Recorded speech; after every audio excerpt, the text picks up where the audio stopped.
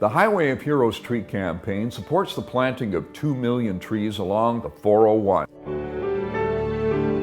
You see everything that's going to happen to you, and you say there is no way you are ever going to get through it.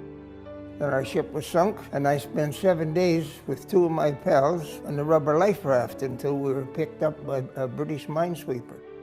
We hadn't gone maybe 100 yards after that, and bam, our tank got hit, and it didn't burn. It knocked out the motors, and there was bullets whizzing past my head. There was snipers, I guess. I've always regretted what happened because my last conversation with Rick was an argument because my sniper team was in support of his company and I needed resupply and I needed his help and he was busy. And we had a bit of an argument, and then the next day I'm putting him in a body bag during the battle. For me, to help with a little bit of closure, to plant a tree would be a great tribute.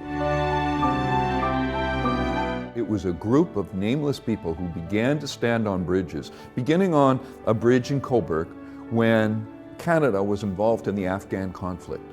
And we were repatriating the bodies of those fallen in CFB Trenton and driving down the highway.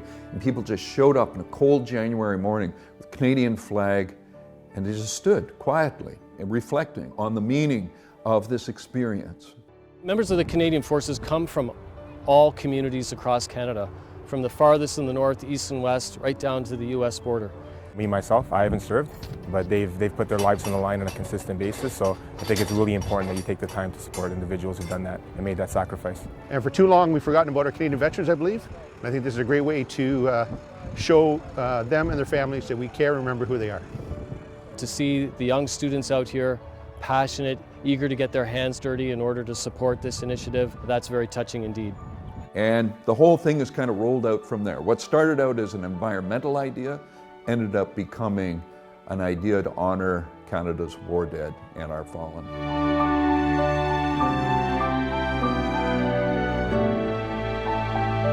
By acting as a permanent memorial, and what a great thing for parents to explain their kids as they're driving down the highway. Why are there a series of big trees spaced equidistant apart?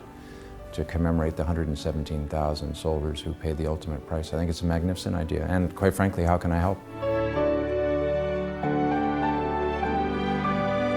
When Canadians are repatriated, their bodies are repatriated at CFB Trenton, driven to the coroner's office. Let's make sure that that is landscaped so that it looks beautiful. Let's make this a work of art, a work of living art. As these trees are planted and grow, perhaps in a way, the spirit of the soldiers that they honor will remain connected with each other through the roots of these trees. Soldiers like to be remembered, especially after they've fallen, and their families like to have them remembered. So this idea of memorializing them through setting up rows of trees alongside the Highway of Heroes is a really good one. If we can plant trees and help the environment and leave a living monument that could last hundreds of years to the fallen, I can't see how that's not a win-win. I think it's a beautiful way to honor those who have passed, those who are serving, and also give back to the planet.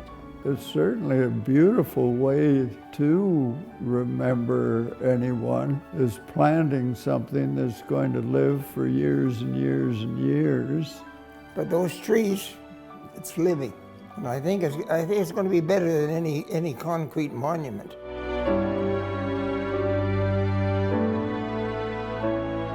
For details, go to hohtribute.ca.